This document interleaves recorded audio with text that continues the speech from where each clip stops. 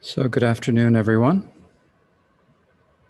Welcome to our fourth session, the last session of our weekend teachings. I'm very glad to see you all back this afternoon. It's a lovely spring afternoon here in Vancouver, and from a few of you sitting outside, looks like it is a lovely spring afternoon in many areas of North America. So I'd like to thank you all for taking the time to, taking the time to come and listen to this teaching this afternoon. So we will begin with the Vajradhara lineage prayer. So I will get the words up on the screen for you all. Here we are. So please let us sing this together with faith and devotion in the root and the lineage gurus. Oops, I lost my, I dropped something, sorry. There we are. Now I'm back. Whoops. O dorje janjen de lo narotam marba mila chuje gambo pam du som sheja kunjen garma pam cheje chonje chuba zenandam Drita salsum paldendro paso sablam jaja chelanganebe Nyame rogun tabo kajula solvadep so kajula manam jubadzino nam tharjinjilo Shenlo gomji gambar sombashin Senor guna chajen me batam Tsendi de ta chube gom shena Yegur shemba me bar jinjilo Mugu gom jingor sombashin Mengader jebela mala Junda soadebe gomshela Jemin mugu jewar jinjilo Engme gomjing wujir sombashin Kanshar tobeng ovo sormate Majede gar jobe gom Gomjalo tanjalvarjinjilo namdongo chegur sombashin Jiamayin jiryang charwala mangaro basharve gomshenam Cordeir me tobar gingilo Kewa gundo yanda lamatam Dalme chiji palalonje ching Sadalam jiyendera Dorje changin gompanyor topsho Dorje changin gompanyor topsho.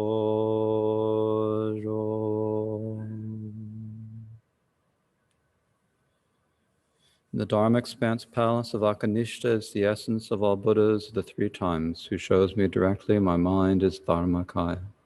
I prostrate to the glorious exalted Guru. Please bless me and all sentient beings that our minds become the Dharma. Please bless us that the Dharma become the path. Please bless us that the path dispel confusion. Please bless us that confusion arise as wisdom. And now please think to yourself that we must bring all of our mothers, all sentient beings throughout space, to the state of completely perfect happiness, the state of Buddhahood. And in order to do that, we must achieve the state of Buddhahood ourselves. So think to yourself that we are listening to the Dharma this afternoon or evening, wherever you are, and listen with this motivation of bodhicitta. So the Dharma that we are listening to this afternoon is the Way of the Bodhisattva by the great being Shantideva. And in these teachings on the Way of the Bodhisattva, we have been covering the 7th chapter, the chapter on diligence. So the chapter on diligence has two main parts. There's first the section on overcoming the impediments, the three types of laziness, and then there's the part on gathering all the favorable conditions for being diligent. In other words, the part for the second half of the chapter speaks about what we need, the methods we need to use to strengthen and increase our diligence. And so that is the part that we began this morning. And so we will go through the rest of that this afternoon. But before we do, we had some question and answer this morning, and there was an opportunity for we didn't have any questions from the Chinese speakers, and I hope that that's just a question that, an issue of them not having questions. Since they did not send them, that must have been the case. But I did get another question through a chat this afternoon. I got a message with another question, basically asking, I spoke about euthanasia, and so the question is, well, what about if you are in terrible suffering, what about suicide? And the answer is actually very similar. Much of it is exactly the same, because the issue of what's going to happen to you after you die is, what do we say? It's exactly the same. You have no idea where you're going to go next. And you just don't want to end up someplace where you really don't want to be, right? You want to be, as long as you're a human, no matter how horrible or miserable your existence as a human is, it is far better than any other existence you could have. Because you have a great opportunity now as a human. We have great opportunities now as human. And so we need to use that as well as we can. Not only that, if you, instead of having euthanasia, if you commit suicide, then you are actually not only have the benefits of, or have the danger of some random karma happening, you actually have the likelihood that the action of killing yourself, which is an act of killing. Now, there's some technical stuff about whether you actually can, how that ripens and so forth that we discuss in Abhidharma, and I won't go into it now, but basically it's considered one of the more difficult of the misdeeds. And so it's definite that if you do commit suicide, the result will not be good. And then another issue is that actually we're practitioners of the Mahayana. We have bodhisattva vows. And when you have the bodhisattva vows, then you actually have to really look at everything that occurs to you as just being an incredible opportunity, a total delight. You are so lucky to be humans, and you're especially lucky when you are human and you have the opportunity to experience pain and suffering. This is like such a great opportunity for practice.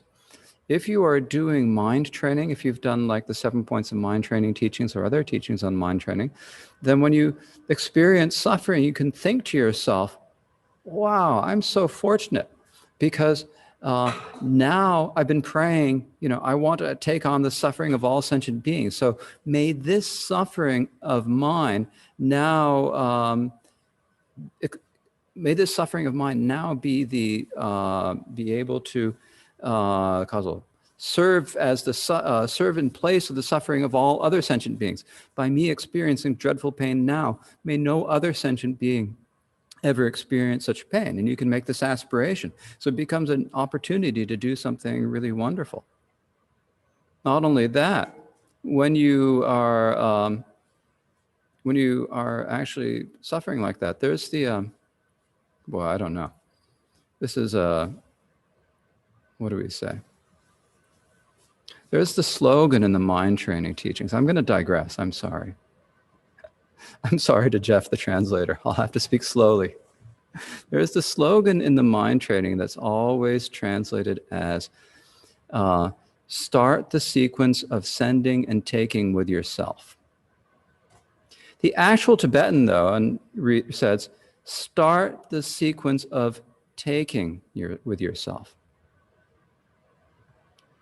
And so there is one stream of teachings that talk about that as saying, when you start doing the practice of Tonglen, after you have done the preliminaries, you have to do the preliminaries well or this won't work.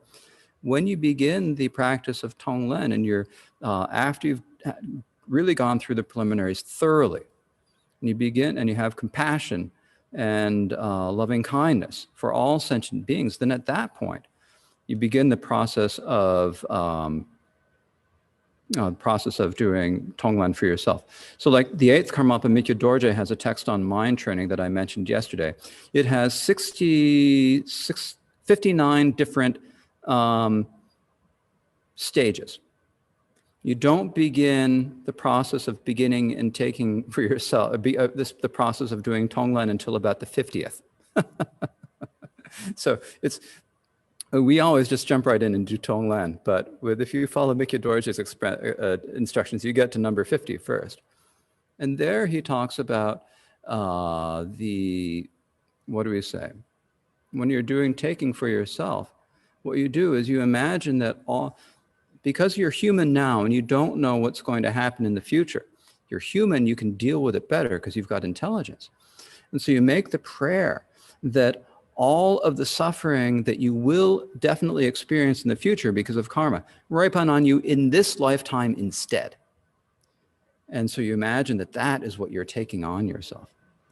And when you imagine that, then after that, when something bad happens, you think to yourself, amazing. My prayer is filled. This is exactly what I've been praying for. And it's so wonderful. I'm having dreadful suffering, and this is exactly what I've been praying for. And so it's all just absolutely wonderful that you're experiencing that.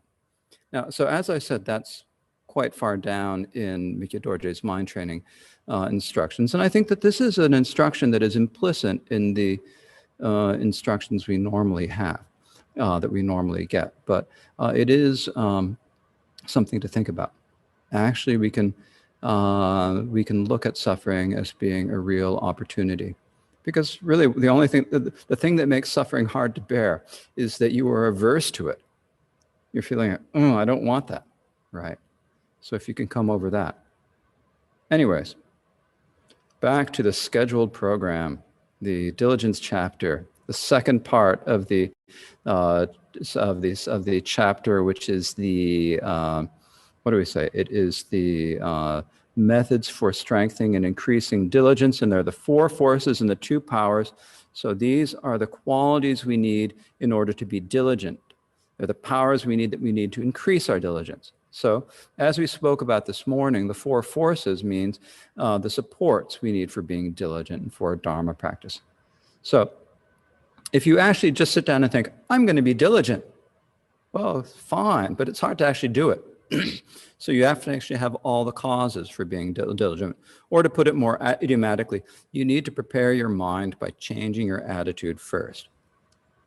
So, we spoke about the forces. They're like the forces of an Indian army, the chariots, elephants, cavalry, infantry. Or these days, we can say the Army, Navy, Air Force, and Space Force. But in any case, we need to be victorious over the afflictions. So we need these 4 forces of longing, steadfastness, joy, and deferring. So this morning we spoke about the first of the 4 forces, the force of longing. This is really important because it's really wanting to strengthen your bodhicitta and practice the Dharma.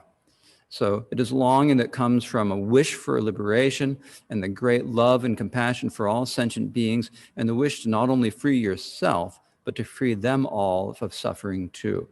So such longing comes from understanding karmic cause and effect. So you understand what the causes of suffering are and how to overcome them. And when you understand that misdeeds, that is, actions that harm ourselves and others, can only lead to suffering in the long run. And then when you understand that good actions, which are the virtues that benefit ourselves and others, will long run create happiness, even if the results do not immediately appear, then you'll really want to engage in the Dharma practice for yourself and for others. So understanding and believing in karmic cause and effect makes you able to be diligent in practicing Dharma and in benefiting sentient beings. So that is what we mean by longing. So if you have longing, you long to practice the Dharma, then you will be able to be diligent, right? You have to care. If you don't care, you're not going to do it. So longing is really caring a lot. So that's the first, which we spoke about. And then this morning, we also began speaking about the second of the 4 forces, or steadfastness. So steadfastness means being confident, so confident that nothing can stop you or turn your back. So courage. If you have the steadfastness or confidence, then you'll be able to be diligent about your practice. But if you lack confidence, or if you are timid or reticent or unsure of yourself, then it's going to be very easy to lapse into laziness. So that is why confidence is so important. So there are the 2 aspects to steadfastness. And the first is the one we discussed this morning. It's being steadfast at the outset, which means first examining yourself to see, am I really able to do what I'm setting out to do? And so it's just really, it's critical when you start a practice or take a vow. If you bite off more than you can chew, then you may well end up getting discouraged or thinking that it's not going to work for you. So especially at the beginning, it's good to begin by taking on commitments that you can hold. Then as you see you can keep that commitment, then you will see that you can stretch yourself a little bit. For example, Trungpa Rinpoche usually suggests to new students that they begin by reciting 1 million Mani mantras. If someone comes to Rinpoche, says, I'm a new Dharma practitioner, what do I do? 9 times out of 10, Rinpoche will say, recite 1 million Mani mantras. And then when people hear this, they're like, 1,000,000 Mani mantras. How am I going to do that? It's so many. They're so shocked to hear the number. But actually, if you sit down and you think about it, it's not as much as you think. So the first thing you have to think is, well, how long does it take to recite a Mani mantra? Oh, Mani, Mani, Mani. And when you go through and you do you go through it, the Mani mantras, you'll find, well, actually, you can recite 100 Mani mantras in about a minute. That's not so long. That means if you do a little bit in the morning and a little bit in the evening, you can pretty easily do like a few thousand a day. And if you do 500 at lunchtime, excellent, even better.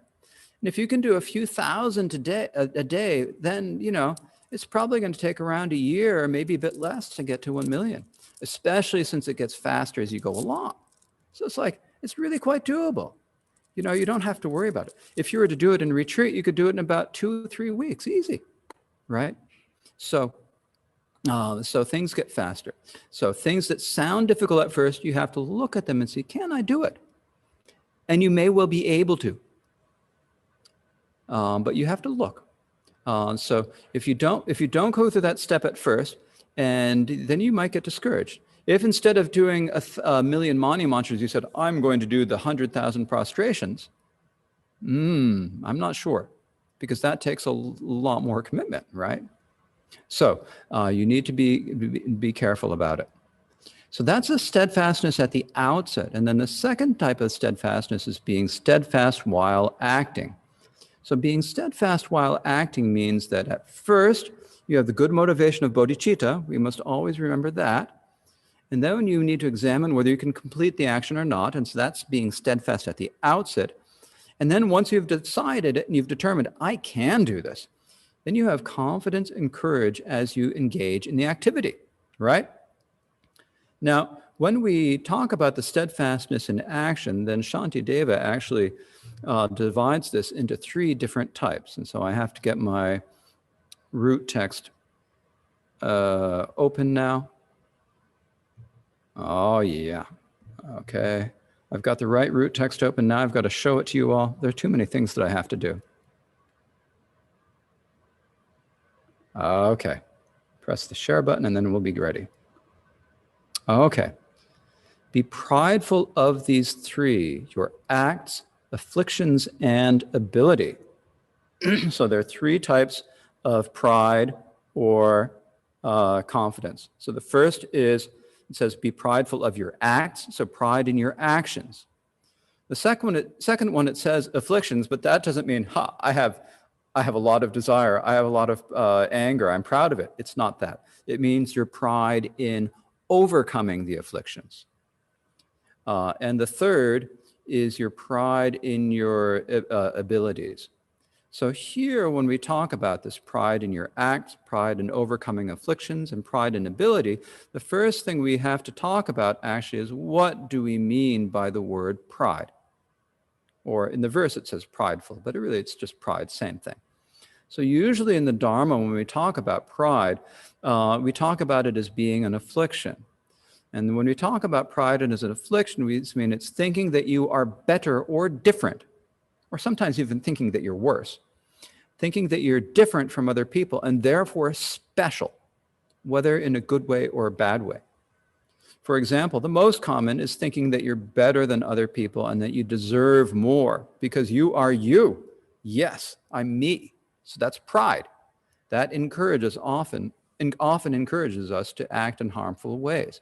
And so the Tibetan word for pride, it's actually a wonderful word. It says nga jel. So nga means me, I. Jel means win. So it's like, I got to win. That's not totally literal, but it's basically saying, I'm going to win. But it means like feeling like you have to come out on top and that you are on top. So that's the usual meaning of pride, but it's not the meaning of pride that Shantideva means here. Instead, here is kind of playing on the word pride and using it to mean confidence. So there are 2 usages of the word pride. There's the meaning of confidence, the good pride that we need, or there's the meaning of afflicted pride, the self-centered thought that you're better, you are special. So that is afflicted pride. We don't need that. So you need the good pride, the positive confidence, You don't need the afflicted pride, the self-centeredness.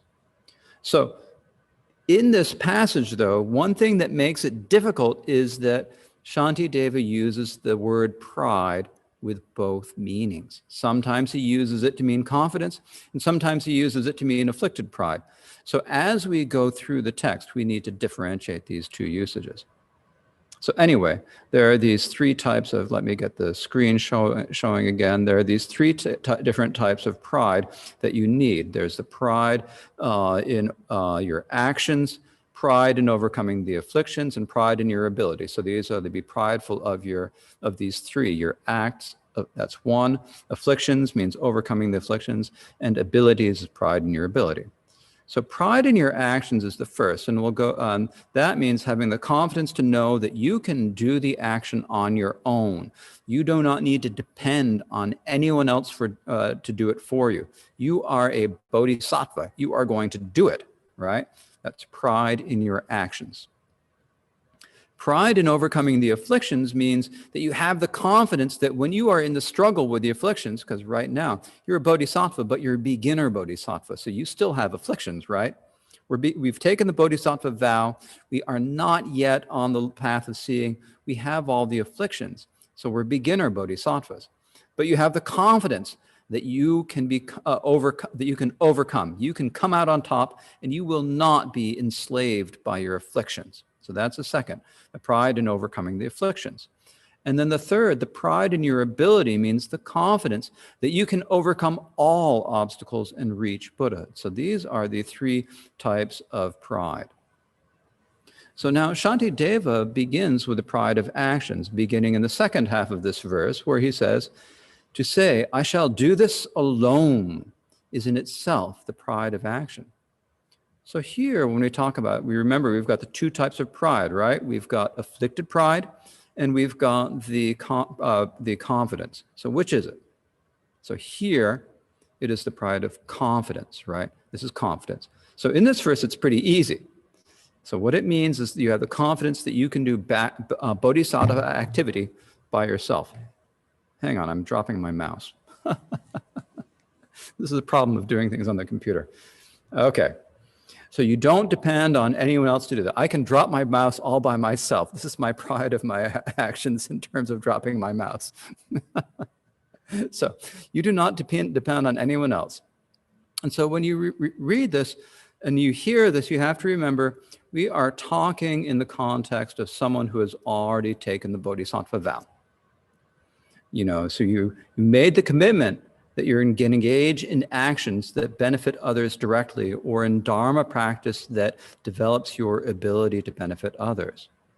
So now then Shantideva now then speaks in the next verse of this. Hang on a second. I got to get the verses showing.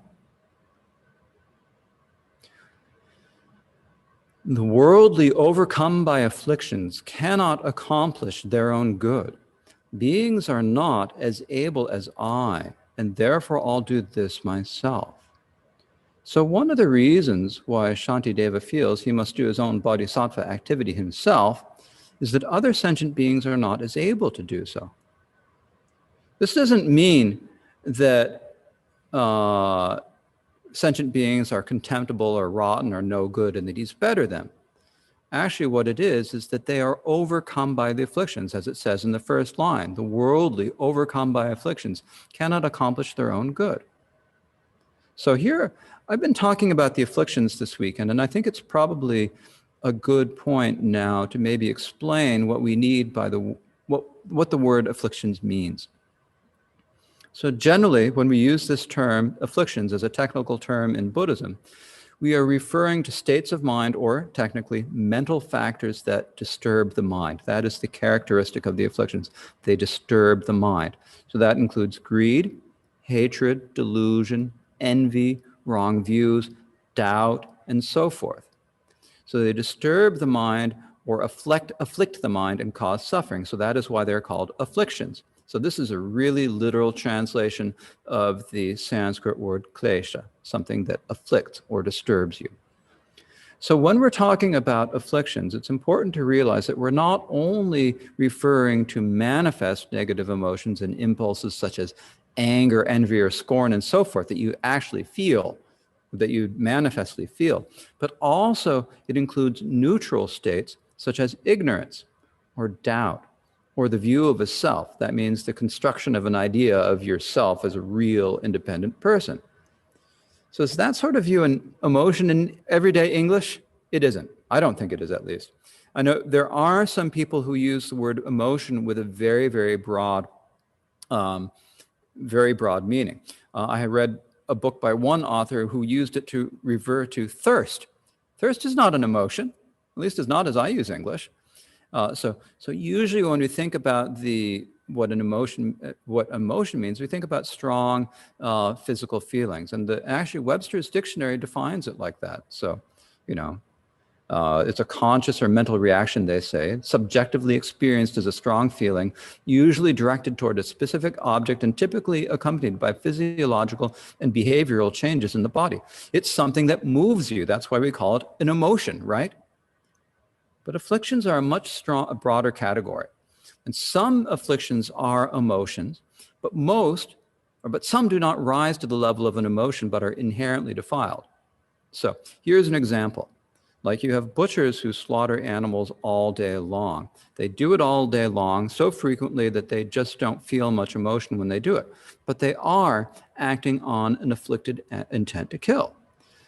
What makes me think of this example is I was on a pilgrimage with Rinpoche a few years ago, 2018? When was it? I don't remember exactly which year it was. We got stuck at a traffic jam right in front of a chicken butcher's shop, and we were stuck there for 20 minutes. So the customer would come up, start chatting with the butcher, and while chatting away, then the butcher would kind of reach in the cage, grab the chicken, stuff it in a kind of smoky chamber attached to a stove. He was burning some coal or something. Maybe it was dung or coal.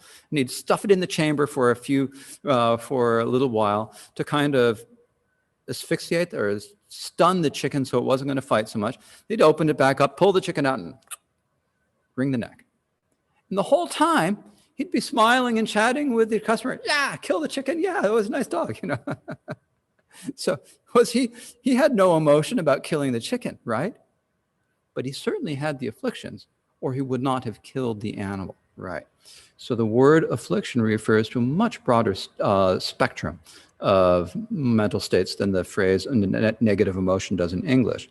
So it's any mental event or mental factor that disturbs the mind, preventing us from seeing the true nature of reality clearly. That's what we mean.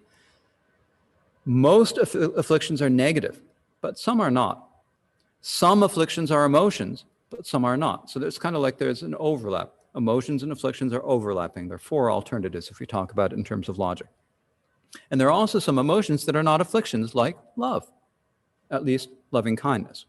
So when we use the word emotions to talk about afflictions, actually we are confusing. I think there's a danger that we're going to confuse the issue. And so that's why I personally do not use that word, although I recognize that many people do use that word. It's so common in English, and we tend to just automatically use the word emotions to talk about them, even though we have to be careful about what we actually mean.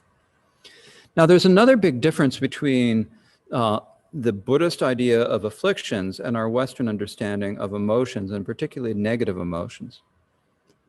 When we talk about negative emotions in the West, our focus is primarily on how are we going to prevent them from having an adverse impact on this life? How are we going to keep them from doing something bad to us? So we rarely talk about actually eliminating them completely. No, it's like you deal with them. So you're dealing with them, they're still there to deal with. But in Buddhist thought, the afflictions we say that the afflictions can be entirely eradicated. And not only that, that is a major goal of Dharma practice. How do you achieve liberation? By eliminating the afflictions, right? So the reason they can be eliminated is they're based on the delusion of ego clinging. They have no basis in reality. So you just see reality, then they're gone. But in order to do that, you first have to calm your mind. so that we're no longer tossed about by our emotions. So we do have to deal with the emotions, but we have to realize that this is just an initial step. It's not the final goal. Then after we have kind of dealt with them, and often the best way to deal with emotions is actually just sort of sit and meditate and let them settle. Learn to be mindful and aware so that you're not carried away from them. And then you can look at the nature of things, and as you do that, the afflictions will first naturally subside and eventually be eliminated. So we're kind of back to the verse now. That's my aside about afflictions. I think that's, I don't know if that's my only rant for the afternoon. I think maybe it's my second for the afternoon already anyways. When we go back to this verse here, it says the worldly, excuse me, I didn't mean to advance. It's so easy to advance when you switch back. Yes, back where we were. So when Shantideva is saying here that ordinary beings have the afflictions and their minds are disturbed, and because their minds are disturbed, they no longer have control over themselves. That's why they're not so able. So they're overcome by afflictions, and they want to bring themselves happiness, but they are unable to. Though they want to avoid suffering, they rush right into it out of ignorance. So it's like Shantideva said in the first chapter. And he said, they wish to cast off suffering, but rush towards suffering itself.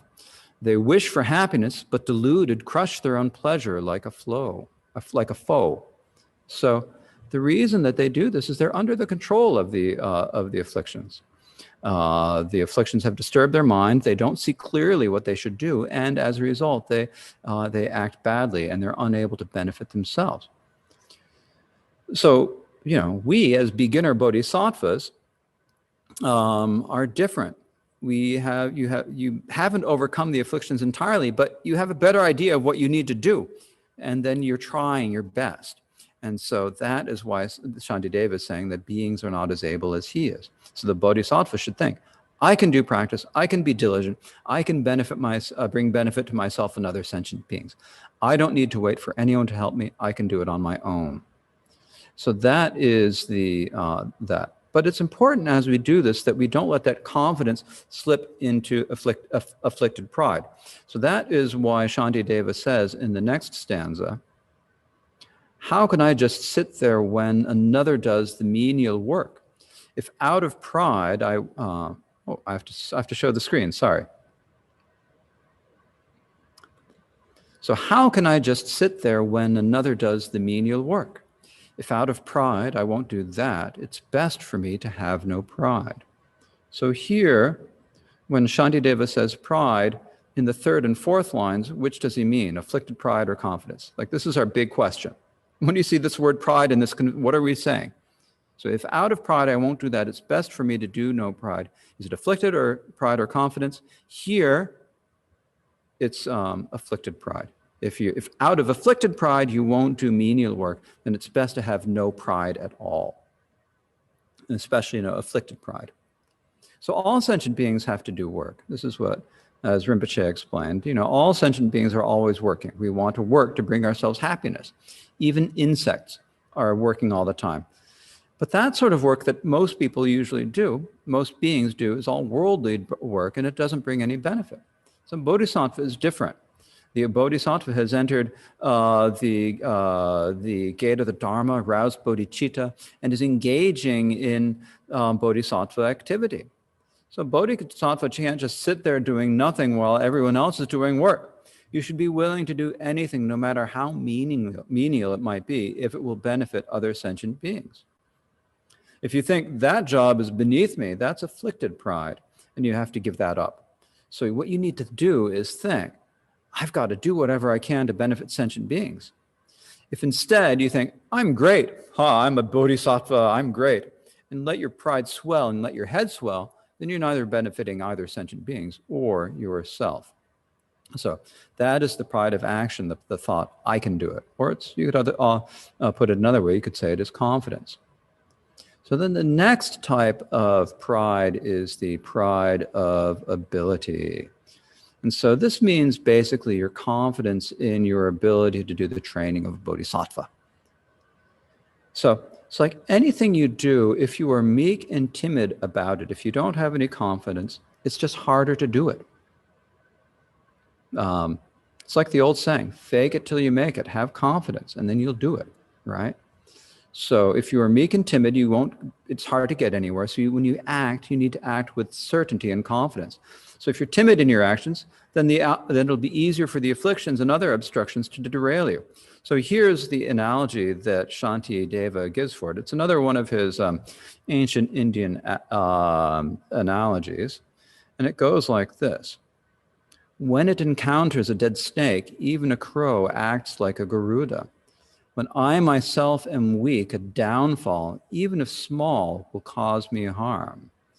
So here, in the first two lines, sorry, my screen skipped ahead on me. I'm sorry about that. Okay, so when it encounters a dead,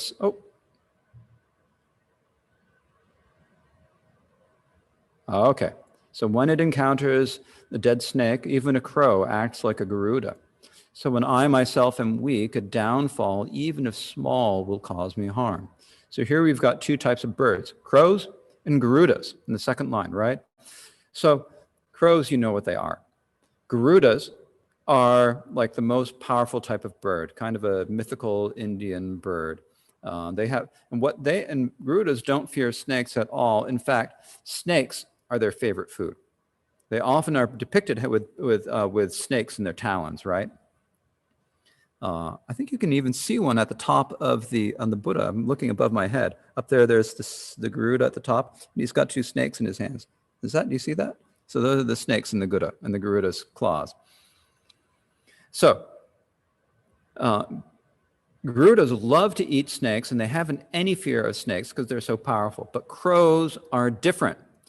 When a snake is alive, a crow's not going to get anywhere near it. It's like, keep me away from that. It's got fangs and there's poison in there, right? So they're afraid of getting bit and afraid of getting poisoned. But once the snake is dead, then crows will fly right up to it. They're going to strut about and they're going to tear it apart with their beaks and eat the flesh because it's not doing anything. So that's the analogy. So when a Buddha, in the same way, when a bodhisattva is meek and timid and just lies there like a dead snake, then even the afflictions and downfalls, which are actually pretty weak because they're based on misconceptions, will be able to get at them and cause them harm. So you have to be courageous and confident, and then the afflictions will have no chance. You've got to be like that live snake. You afflictions don't get near me, or I'm going to uproot you and exterminate you, right? So we need to think to ourselves, I'm going to benefit sentient beings. I'm going to benefit myself. I'm going to abandon the afflictions. And so when you have that confidence of bodhicitta, everything becomes an aid to increasing it. So we can only overcome the afflictions if we have such confidence. So we can have confidence because, as I mentioned, the afflictions are based on misconceptions. If they were based on the truth, then nothing we could do, but they're based on a mistaken idea of what we are. We just need to see the nature clearly. So this is the type of diligence and confidence that we need, but if we don't have that confidence and diligence, and we lose heart, and then we'll be unable to do anything. And if we do that, will we be able to achieve liberation? So that's what Shantideva speaks about in the next stanza, where he says, can there be freedom from privation for the disheartened who have stopped trying? It's hard for even the great to best those who have roused their pride and effort. So basically, he's just saying, if you're confident, nothing can stop you. Nothing can block us. We can be steadfast. And we will be able to achieve great results. We'll be able to achieve liberation for ourselves from samsara, and we will develop the ability to bring others to liberation. We will be able to achieve Buddhahood. We can do this. We just have to have confidence, right? So that's what we're talking, having confidence in yourself.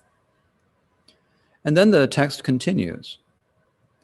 Therefore, with a steadfast mind, I'll vanquish downfalls. If instead they conquer me, my wish to triumph over the three realms is laughable.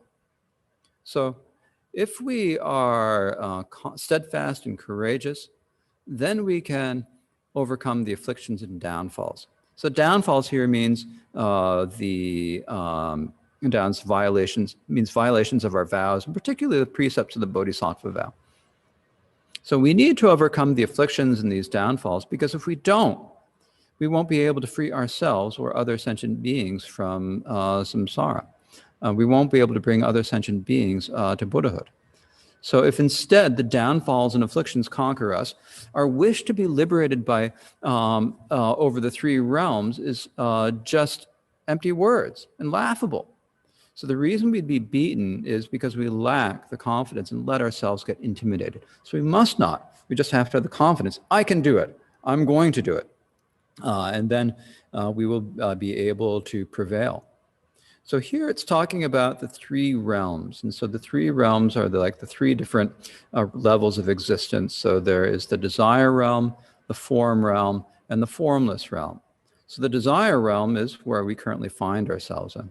The form and formless realms are realms where people who have accomplished specific states of deep meditation called the dhyana meditations and the formless meditations.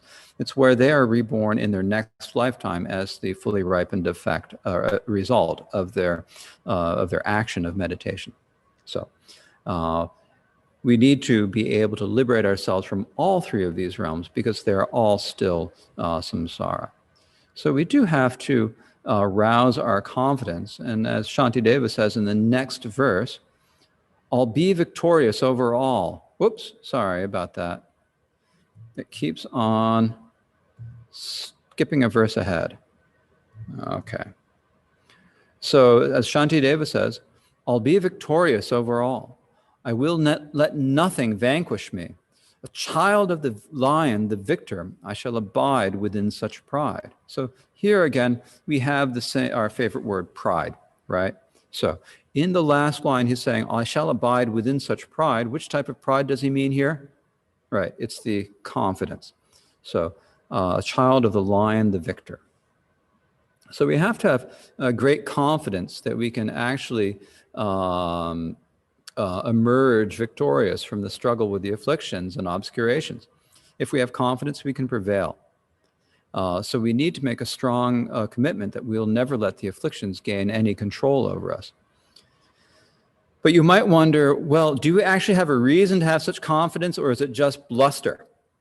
Are you making it up, or can you really have that confidence? We can.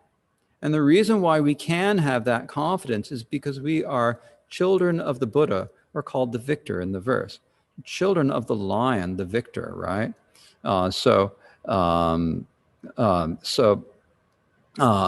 Buddha is the victor. He's been victorious over the three realms, over the afflictions. And we're like his students. And having taken the Bodhisattva vow, then you're like the children of the Buddha. So the Buddha taught the Dharma that leads to victory, and these instructions have been passed down to the present day. And we can receive them, we can practice them, and we can emerge victorious. We have every reason to be confident because we can receive all of the instruction on how to liberate ourselves and others, just as if we had heard them from the Buddha directly. They are still here, they are still present, we can still practice them. In doing that, though, we need to be very careful that we do not, that we do not let it slip into the afflicted pride. And so that's what the next few stanzas discuss. As Shantideva says first in verse 56, those beings whom pride has subjugated do not have pride, they are afflicted. They have succumbed to the faux pride. The proud are not controlled by foes. So the first thing you have to do when looking at this verse is say, oh, which pride do we mean here? So in the first line, it says, those beings whom pride has subjugated. That means the afflicted pride, right? They are afflicted, it says in the second line. So they have been subjugated by afflicted pride, but they do not have the confident pride mentioned in the second line, right? So the second line, pride, means confidence. They have succumbed to the faux pride. So that means faux. I should just realize, as I say it aloud here, that faux pride, it could really be if we spelled it differently. If you spelled it F-A-O-X, then it would be a great pun. Anyways, they have succumbed to the faux pride. The proud are not controlled by foes. So they have succumbed to the enemy of pride, of afflicted pride. So those who are proud with the real pride, a confident pride, and then you're not controlled by our enemies or foes, the afflictions. So the verse continues, or the text continues. Inflated by afflicted pride, that pride will lead you to lower realms, destroying the feast of being human. A slave who feeds on others' scraps, you will be stupid, ugly, and weak. They didn't mince words back in the 8th century. So the word pride means afflicted pride. If you're inflated by afflicted pride, if you have inflated pride, if you are inflated by pride, then you're controlled by all of the afflictions, including greed, hatred, and delusion. If you have one affliction, you have all the afflictions, right, of that particular class of afflictions, but that's for the Abhidharma class later on this spring. So when you have pride, then you're going to act upon afflictions and the precious human birth that you have now that will have done you no good. You'll end up falling into the lower realms, or if you happen to be born human, you'll be born in a very low position, as Shantideva continues. You'll be reviled everywhere. If wretched folk inflated with pride are also counted among the proud, do say then what the lowly are like. So afflicted pride leads to being reviled and lowly. So in one lifetime, you're in a high position and you get proud, you act upon that pride, and then in your next lifetime, you're likely to be born in the lower realms. But if you happen to be reborn in the human realm, then you'll be in a lowly position as a result of being proud in a previous life, right? So it's just the it's either a ripened result or a compatible result, depending upon the circumstance. So normally people think that people in a high position have reason to do so, and people think that it is good that people have pride. But that isn't real pride, it's afflicted pride. So instead we need to use the pride of confidence to overcome the enemy pride of afflictions. Those who grasp pride in order to defeat the enemy pride, they are the proud, the victorious, who are themselves the heroes. The ones who thus destroy the growing enemy of pride will perfect the result of victory that beings desire. So this is one stanza that was too long to fit with, both everyone, all the different languages on one, so I broke it up into two. So we go back. Those who grasp pride. So that first line, it says grasping pride. That is the first pride here. Those who grasp pride means confidence. In order to defeat the enemy pride is the pride of afflictions. So people who have grasped confidence, they are the proud, the victorious, who are themselves the heroes. The ones who thus destroy the growing enemy of pride, the enemy pride is the afflictions, will perfect the result of victory that beings desire. So that is that stanza. So we need to grasp or use confidence to overcome, to be diligent about overcoming the afflictions. And then when we have that, we'll achieve the good results of liberating ourselves and others and achieving Buddhahood. So this confidence of pride inspires us to be diligent. And by being diligent, we can do our bodhisattva practices well. And that allows us to overcome the afflictions and other obscurations. And then by doing that, we achieve Buddhahood. So that was the pride of ability, the second of the types of pride. And now we have the third type of pride, the pride of overcoming afflictions. So often in Shantideva's work, he gives things in the brief teaching in one order and then gives them in a different order when he explains them. So here, the pride of overcoming afflictions was second in the very first verse about this, but here it's treated third. So the pride of overcoming afflictions means that you have the confidence that you can prevail and you can prevent the afflictions from causing you any harm or from taking any control over you. And so that comes in the next stanza, which reads, Amidst the crowd of the afflictions, persevere in 1,000 ways. Like lions with jackals, do not let the hosts of the afflictions strike. So the afflictions are really sneaky. They're really tenacious, but they're not actually very strong unless you give them a chance. So they're like jackals, so that, the lions have killed, have got the kill, and they're enjoying their meal, and the jackals are running around the edges yipping, right? They want to get in and sneak a bite, but the lions are too strong. So we have to be like the lions who have no fear of the jackals and won't let them get anywhere close. So we have to have the confidence of being like a lion. But to do this, we have to work hard and persevere because we are in the crowd of the afflictions, the hosts of the afflictions, it says in the verse. So the afflictions, to go back to an Abhidharma teaching here, the afflictions can only arise when there are three things present. The kernels of the afflictions, that means the subtle seeds of the afflictions that have to be present in your mind stream. There has to be an object for which you could feel the affliction on the outside, and then you have to have inappropriate attention. So that means that you're just using your mind, thinking in the wrong way. So as ordinary individuals, unfortunately, we have all the kernels of the affliction still in our mind stream because we haven't eradicated them yet. We're still ordinary individuals. We are also always surrounded by people or things that we can feel anger, greed, sexual attraction, envy, indifference, delusion, and all of the other afflictions towards. So that means that we have to be careful about that third one, the inappropriate attention. So we have to be careful about the mind, the way you're thinking. You have to make sure that you do not let your attention slip into inappropriate ways of thinking and looking at the world around you. Because if you do, then the afflictions will find a way in and take control over you. Actually, it's comparatively easy to overcome the afflictions, they say.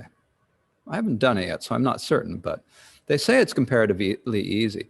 Because like if you have ordinary seeds, and you plant ordinary seeds in a field, or if the ordinary seed is filled, if a field is filled with ordinary seeds, like you've got your weed, your ragweed or your dandelions that send off thousands of seeds at one time, and they all get into the soil in the field, right? You don't want that weed. But when it rains, those seeds are going to sprout. So if you want to stop all of those seeds, you actually have to spend a lot of time weeding, digging out all the seeds. It's like if you're doing lawn care. How much work do you have to put into your lawn to keep it looking good? Because those seeds are so tenacious. But the afflictions are different because they're based on the false conception of a me, of a self. So when you see the true nature of the self, then they automatically vanish. They're not an inherent part of you. They can be eliminated. So you can have confidence. Still, you have to be very confident. You have to be very careful until you reach that state, as Shantideva describes next. No matter how great the danger is, people always guard their eyes. Likewise, when you are in grave peril, do not fall under affliction's control. So, like when something's coming towards your face, you automatically cover your eyes or you close them, right?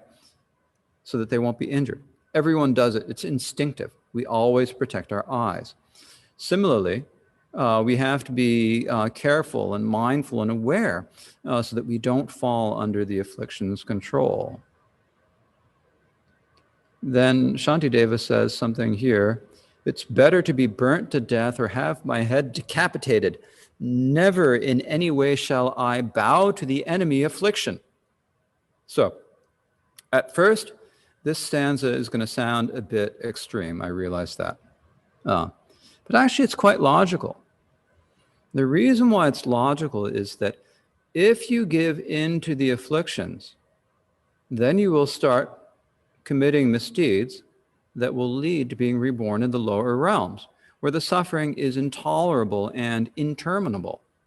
And once you've gone through one lifetime in the lower realms, you're probably going to fall into the next life. Your next life will probably also be down there. It's very hard to get out of them.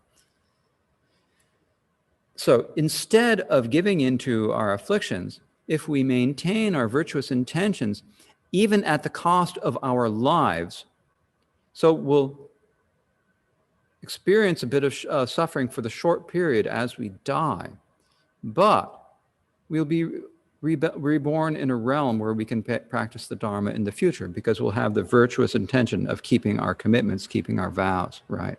So that's actually, that's much more important. So you take a little bit of suffering now, but you avoid greater suffering in the future. And so the text continues. Likewise, in every situation, I'll never act any way but right. And so here, Shantideva is saying, in every situation, we must be confident so that no matter what, we always act right. We need to act ways that are appropriate and ways that will help others. And so if we can't directly help someone, then at least we must avoid harming anyone. So in the meantime, we should also always be diligent about practicing virtue. So this is very important. So that completes the discussion of steadfastness, the second of the four verses, of the four forces. And so now we have come to the third force, the force of joy. So joy here means like the delight and joy and enthusiasm that you have for the practice of the bodhisattva. So Shantideva begins by comparing it to the joy and enthusiasm people feel for games. Like wanting the pleasure that results from play, they are enchanted with the acts that are for them to do, delighted, never satisfied. So it's like the pleasure that results from play. It's like sports or games. When you're doing sports or games, people will play and enjoy themselves until they're exhausted. They don't really notice it until the game or it's over. Similarly, a bodhisattva who is delighted by the practice of Dharma just naturally wants to do more and more of it. They're never really satisfied. You can't have enough of it. But there's a big difference between the ordinary games and the joy of the bodhisattva. So the difference is, with an ordinary game, what is the result? Not much. You won. So what? They give you a trophy, more to collect dust on your mantelpiece. No good. You might enjoy it for a while, but tomorrow it's over. It's actually over after the final, over the buzzer. After the final buzzer, it's done. And it doesn't make any difference who won in the grand scheme of things. The practice of a bodhisattva, though, brings great results in this lifetime and especially in the future. And it's just enjoyable to do it. In any case, beings are always acting in ways, trying to act in ways that bring themselves pleasure. And so, we act for sake of happiness, not knowing whether pleasure will come. How can all those whose deeds are pleasure be happy if they do not act? So people always are, everything we do, it's about to gain pleasure or comfort and happiness. And why do you go to work? Because you want a paycheck so you can be happy, right? That's why you do it. So they engage in activities hoping that it's going to turn out well and bring you happiness, but there's no guarantee that it's going to bring happiness. Like, for example, like people get in relationships. And the reason why you get in the relationship is you want to be happy. You hope that being with that person, you're going to be happy. But it's difficult. How many problems do we have with relationships? Even in good relationships. I wasn't always a monk. Even in good relationships, it's easy. It's not easy. It's hard. So often the things that we do to bring ourselves happiness are really quite unpleasant, or if not unpleasant, they're just boring. It's like going to work. It's dreadful for most people. Some people have enjoyable jobs, but that's really the minority. Even with a job that you like, there's just a lot of unpleasant scut work that you have to do. It's just the nature of work, right? But bodhisattvas, it's different. You know that your actions are going to bring good results. You also understand that the bodhisattva's training itself is pleasurable. So it's like generosity. It's really enjoyable to be generous. When you see something else becoming happy because of giving them something, it's just a delight, right? So, but still, we always do things wanting pleasure, never knowing what it's going to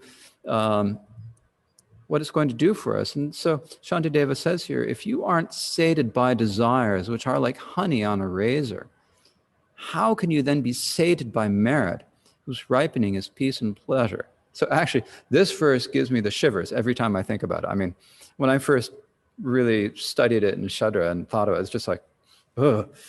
And when I was working on translating, it's like getting to this verse, like, oh, just the thought, licking honey off of the edge of a razor, right? So we act on our desires in order to gain pleasure. But even if there is some pleasure involved, whether it's physical pleasure or emotional pleasure, what? It's actually difficult to get the pleasure. And there's a lot of hardship and pain on the way. And it's almost always disappointing, right? You want that, you want something. You think it's going to be so good. You actually get it. It's like, wasn't as good as you thought, right? Once or twice, it's really pleasurable, but after that, it just doesn't measure up, or it's just too complicated. So it's like honey on the edge of a razor. It tastes sweet, but as you lick it, you're going to shred your tongue. There's just no other way. So still, people thirst for money and sex and fame and food, but they just create more pain for themselves in the process. But a bodhisattva's activity is different. It's inherently joyful to do meritorious things. You're doing meritorious things that are going to naturally bring good results. So in the short term, it brings pleasant results as long as you are in samsara, and eventually leads to the peace of liberation. So how could you have enough of doing it? It's just like so exciting to do it. So then Shantideva says in the next stanza, so therefore, to complete your task, immerse yourself in action like an elephant scorched in midday sun who sees a lake and plunges in. So in India, you've got, it's already up into the 30s Celsius, which doesn't sound so bad in Fahrenheit, but if you looked at it in Fahrenheit, it'd be in the 90s and hundreds, So in the hottest season, the elephant, sees a lake. You can't stop the elephant. It sees the lake. It's like, elephants have no fur. They're kind of like us humans. They have no fur, except for a little bit of hair here and there, a little bit of fuzz. And the sun is really hot. It beats down on their skin. They just want relief. So they see the cool water of a lake or of a river. I just dive right in. So we should be the same about the meritorious activity that we engage in on the bodhisattva path. We should also see it as a delight.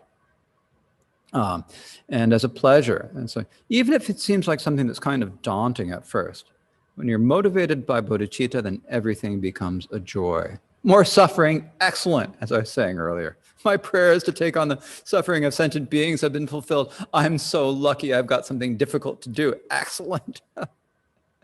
More obstacles, even better. This is such a great opportunity to change, to grow. An angry and obnoxious person, amazing. I can practice patience.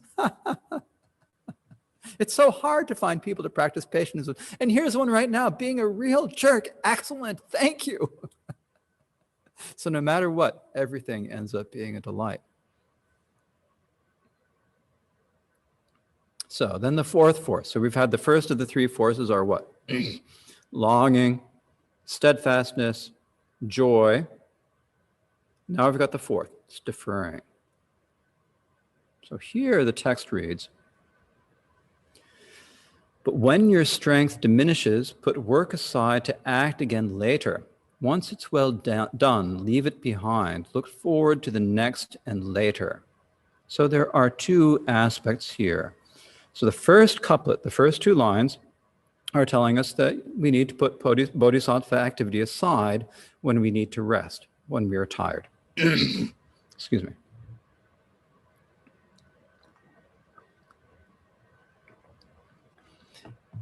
And the second couplet teaches us how we need to leave it behind and move on to the next one when we've finished, right? So there are two aspects of putting things aside to rest and putting things aside when you've done them and need to move on to the next one. So here, when we talk about leaving Dharma activity aside in order to rest, you're tired, you can take a rest from bodhisattva activity. You might start thinking to yourself, okay, when I'm done with my day of bodhisattva training, I can kick back, watch Netflix. But that is not what this verse is talking about. I'm sorry. I know you wanted me to say that you could watch Netflix and that you could enjoy your meals. Sorry. That would just be the laziness of clinging to bad actions, right? That's not bodhisattva activity. How could that be the steadfastness? It's the opposite. How could that be one of the four forces? It's the opposite. Okay. So, particularly if you're watching movies, actually, when you're watching movies, what do movies try to do?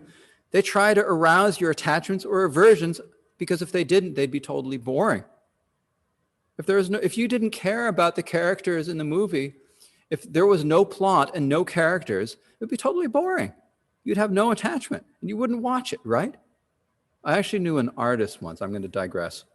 I knew an artist who made a 45-minute video of wind blowing through grass. And people would come and they'd look at the video for a while, and it certainly was, kind of beautiful in its own way. But I mean, if you put it on Netflix, no one would watch because there's no plot. There's nothing to be attached to. So movies and all those types of entertainments are trying to get your attachment. So you have to be careful of them. So when we're talking about resting here, that's not what we mean. We're talking because the Bodhisattva wants to be careful of that. Again, here I'm going to, as I've said several times already, you have to be careful. Think about things first. I'm not saying give up cancel your Netflix subscription right away. I'm saying think about your attitude, think about these teachings, and if it's going to change naturally, that is best. But push yourself a little bit. So when Rinpoche taught this verse last year, he quoted from Pao Tsula Trengwa's commentary on the way of the Bodhisattva. So Pao Tsula Trengwa, I mentioned him yesterday. He was the 16th century, mid-16th century student of the 8th Karmapa, teacher of the 9th Karmapa. And I was just actually reading his biography. I've been reading a lot of biographies the last few months. It's just an incredible master. Absolutely incredible. His previous incarnation was amazing too, but Pao Tsula Trengwa was just a really wonderful, wonderful master. But that's a different teaching. So Rinpoche spoke about this as about what Pao Tsula Trengwa said as being really important. So I would like to share that with you now. Oh, where did it go? Oh dear, I thought I had put it on the screen. I'm sorry.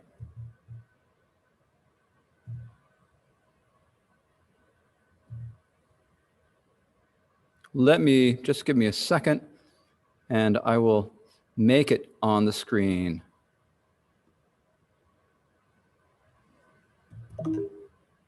What are we doing? Why is my computer making noise?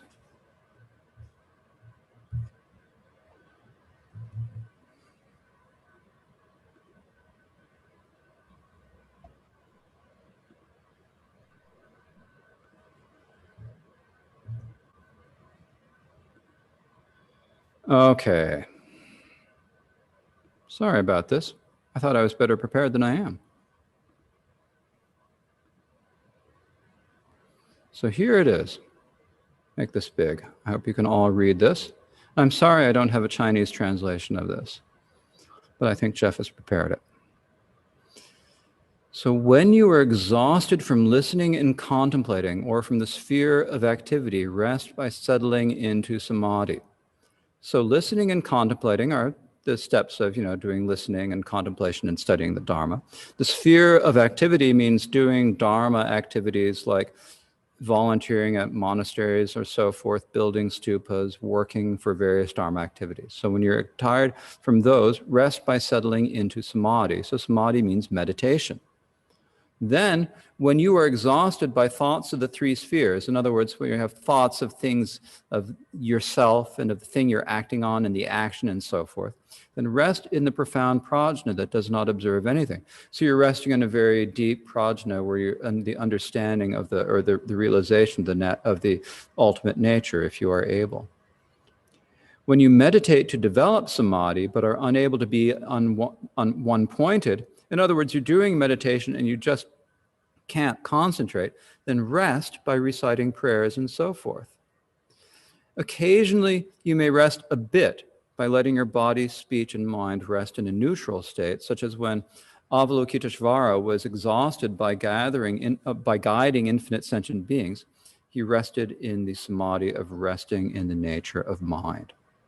So we've got three. So like you're exhausted from work, then you do meditation. When you're exhausted by your thoughts, then you rest in the ultimate nature. So if you've done Mahamudra practice, then you rest in the nature of mind. When you're too tired to meditate, then you recite prayers. And you can occasionally just sit and rest and be in a neutral state, have a cup of tea, something like that, as long as you're not too attached to your tea. You don't want to increase our afflictions too much. So that is what Pao Sulatang was talking about. He's not saying that you should go out and go dancing and carousing or anything like that.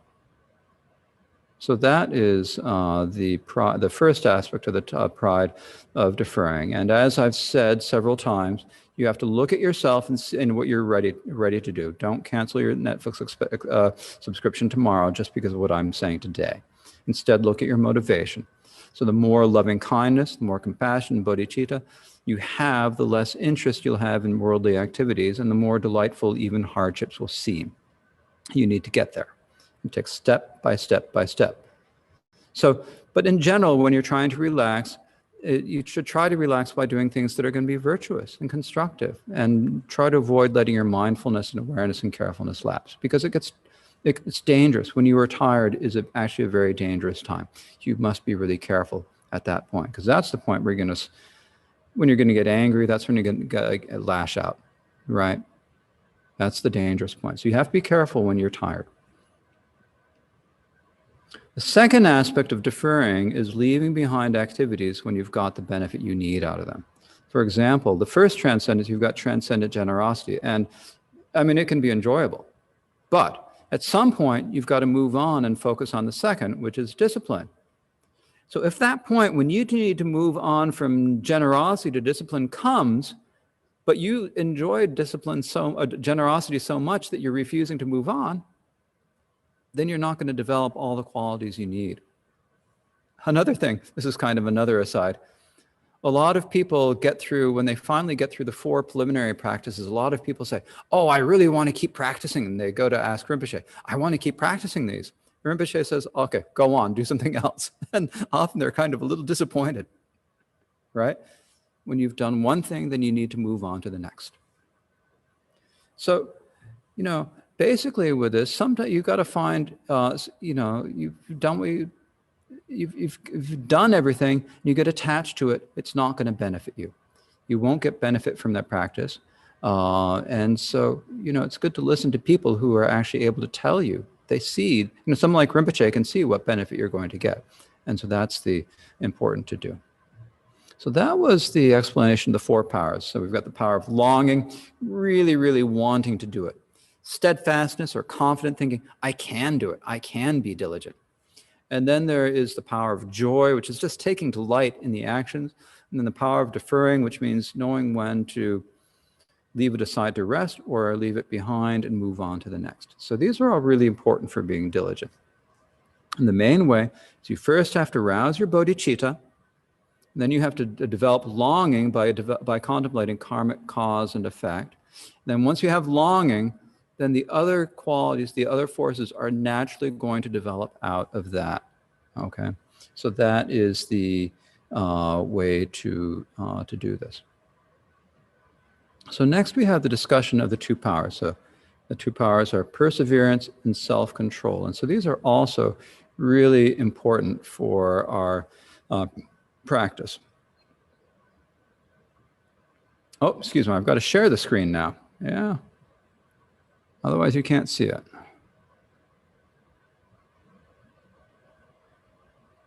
So here it says, verse 69, like parrying the enemy's blade, when you are in the thick of battle, evade the weapons of the afflictions and strike the foe afflictions hard.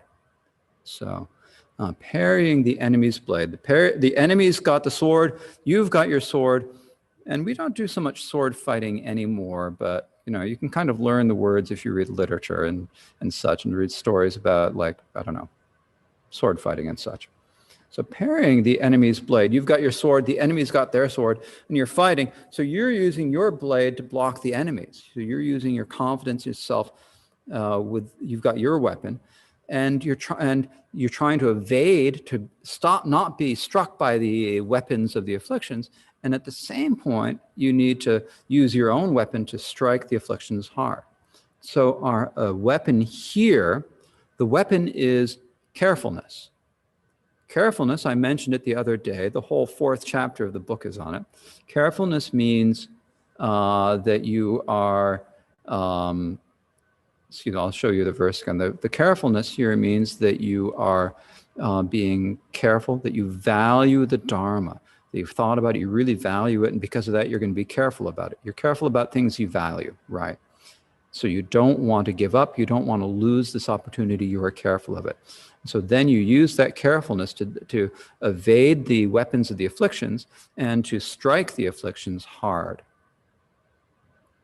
And the next stanza talks about another quality that you need. If you should drop your sword in battle, you'd swiftly pick it up from fear. If you lose mindfulness, your weapon, take it up quickly, fearing hell. So when you're in the battle and you're, parrying, you're in the thrusting and whatever you do in battle, it's been too long since I've read all those swashbuckling novels. You might drop your weapon. So if you drop your sword in battle, what are you going to do? You're going to pick it up as soon as you can so that you can then use it to protect yourself and to harm the enemy. So similarly, if you lose mindfulness, your weapon, take it up quickly, fearing hell. So when the afflictions come, there's the danger that the afflictions, if they get the better of us, will cause us to commit negative actions, harmful actions that will then lead to being reborn in hell. So if we lose mindfulness, we need to pick it up quickly. In other words, we have to have awareness, right? You need to have awareness in order to practice. So it's important to persevere at having mindfulness and awareness. So the first is that you have to persevere in carefulness, and then you have to persevere at mindfulness and awareness. And following this, there are 2 verses that are about not letting the afflictions and faults have a chance. Just as a poison spreads throughout the body through the flow of blood, likewise, if they can get a chance, your wrongs will spread throughout your mind. So you have to be really careful. Oh, excuse me. Here we are. You have to be really careful. Because when you get a little bit of poison in you, you may get, if you get like bit by a snake on your ankle, that poison is going to go through the whole body as the blood flows, right?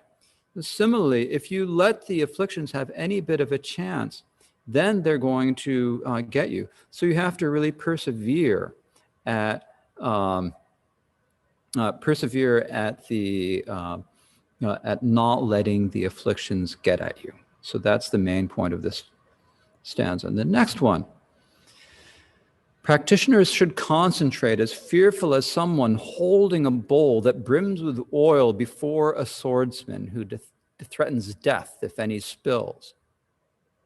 So you might read this and think that this is just kind of one of these great images that Shantideva came up with. Actually, this is from a story that I believe is in the Vinaya. It's a story of King Prayota of Avanti and the Arhat Katyayana. So King Prayota of Avanti was a complete tyrant, absolute tyrant. He had thousands of people executed for almost nothing.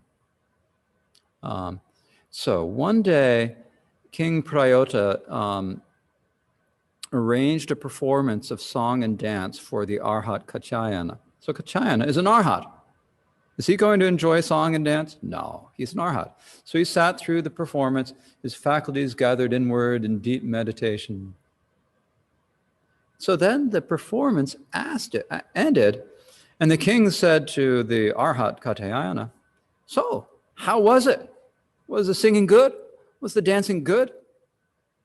And then Katyayana said, I did not see the dancing, nor did I hear the singing. I was resting in meditation with my faculties gathered inward.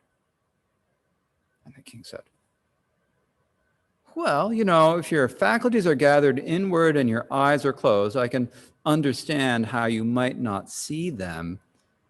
But how can you keep from hearing them? You must have heard them. Then Katyayana said, King, is there anyone in your dungeon who is condemned to death? And the king replied, of course there is. This is the tyrant. Of course he has people in the dungeon. Of course, Indian kings always had people in their dungeons, right? So there are all these, the king says,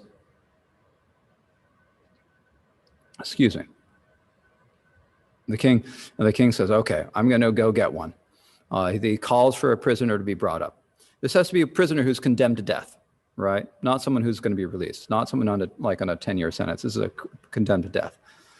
And the Katyayana says, so he brings the prisoner, and then Katyayana says, okay, give that man a bowl filled to the brim with oil, like no space at the top, like just right even across the top, right there, all filled with oil. And tell him now, okay, if even a single drop falls, this executioner who's standing there with his sword ready, he's going to slap your head off immediately if any spills. And if none spills, then he can go free. His sentence is commuted. He's released a free man. Now, in addition to that, he has to carry this bowl all the way around the city, and there are going to be singers and dancers leading the way. So the king did. He got the prisoner, gave him the bowl, that executioner right behind him with a sword. You've got the singers and dancers in the front. They went around the city, and the lucky guy, that prisoner, he got to the end, and he hadn't spilled even a drop, not a single drop. And then Katyayana asked him, so how was the singing and dancing? Was it any good? And the prisoner said, geez, I didn't hear a thing. I didn't see anything. I was terrified. I'm just trying to keep this oil from spilling. I don't know what they were doing, right? So the prisoner was freed. And the Katyayana said to the king, okay, so great king, if this person could thus focus his faculties inward for the sake of just this one life, why would it not be possible for us to gather them inward to overcome suffering until the end of samsara? Not just one death that you're avoiding, but infinite number of deaths. So this is like showing the level of perseverance, the first of the two powers, the power of perseverance. So then following this, there is a section about how when we do have faults that occur, because we are beginner bodhisattvas, we have to be really careful to correct them immediately. Share, okay. Where is it going? So just as you would spring up quick if a snake should get into your lap, if sleep and slothfulness should come, then counteract them with great haste. So, if you're sitting there and a poisonous snake gets in your lap, what do? You immediately spring up and cast it away. Otherwise, it's going to bite you. Similarly, if sleep and slothfulness should come, then you have to apply the antidotes to counteract them with great haste as soon as they come. Otherwise, if they get a chance, they will gain control over you. For every single wrong that occurs, chastise yourself and ponder long. However it can, I'll make it so this never happens to me again. So you must be very careful that you, you must be very careful and think, when you've done something wrong, it's natural, it's going to happen. You don't need to feel too bad about it, but you need to make sure, I'm not going to let this happen. You need to regret it and say, I'm not going to do this again. So however I can, I'll make it so this never happens to me again. You make the strong commitment, I'm not going to let this happen. Not going to let myself succumb to this bad habit again. So that is most of the section on perseverance. And then the final section, the final verse of the section on perseverance says, excuse me, where am I? I'm getting a little bit behind myself. Yes. So in circumstances such as this, how shall I practice mindfulness? With that as a cause, you should seek out a meeting and appropriate action. So what this verse is saying, you're in some circumstances, you aren't quite sure what to do. How can I be mindful in these circumstances?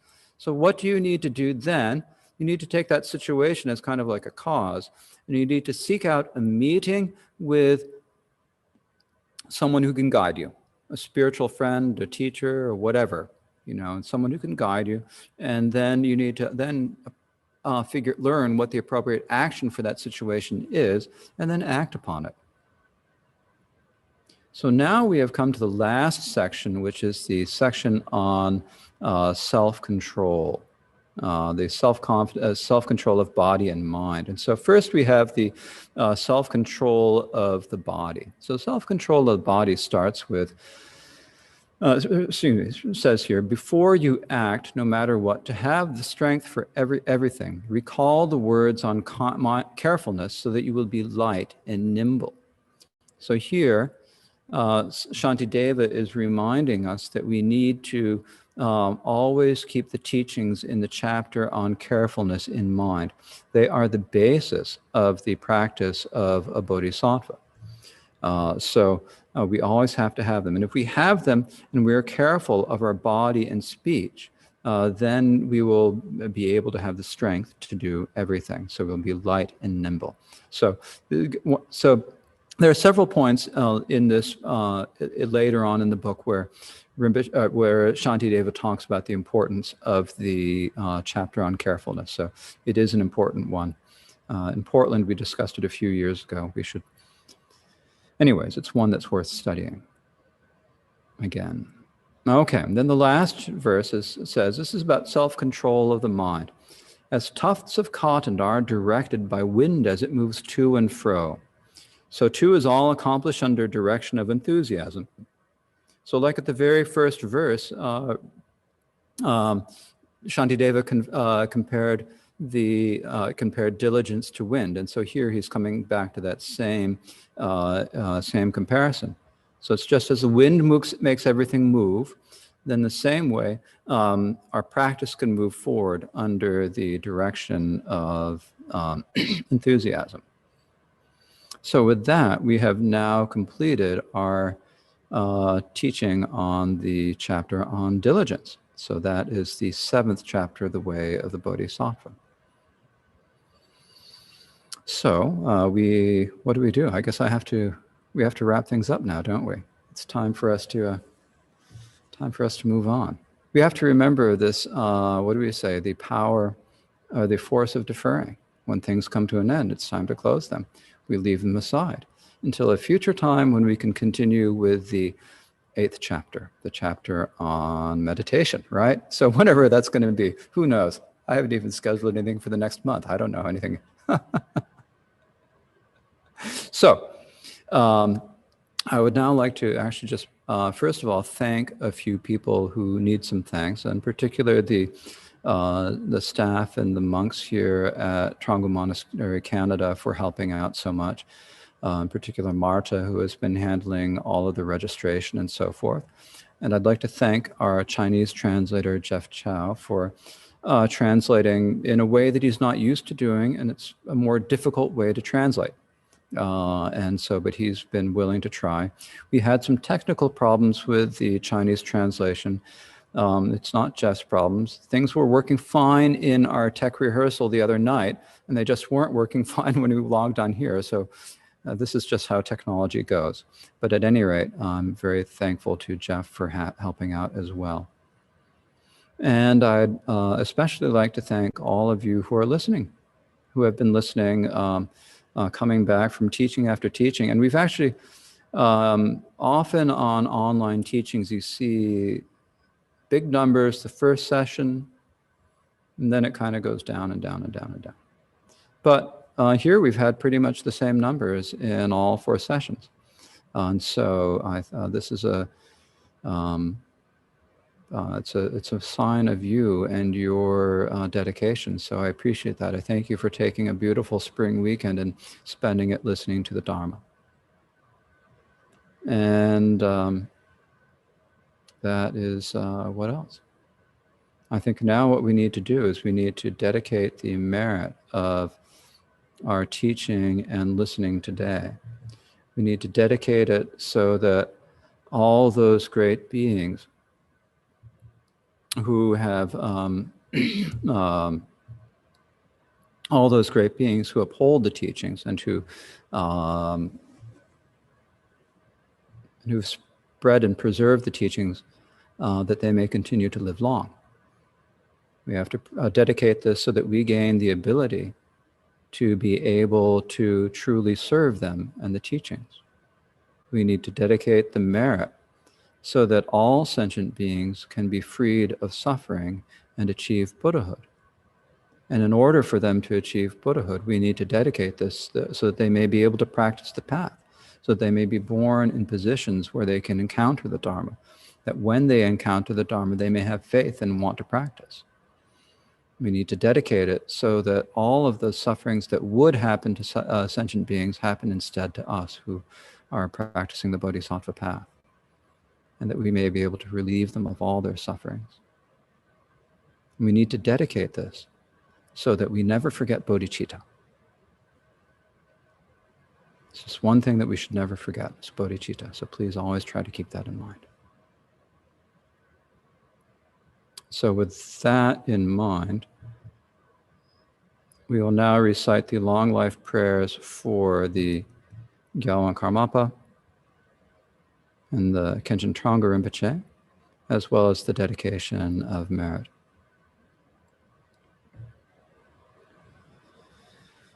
O silden zhong so dam pe che gi so lar yam pel ve go cha cher go te sam shen che do ke wa she ze pa urgent le dorje shabden so ten pe pa jur karma lodre shab Choephel sambo yun den ka jab tu Pel she sha pe ta den she ru ki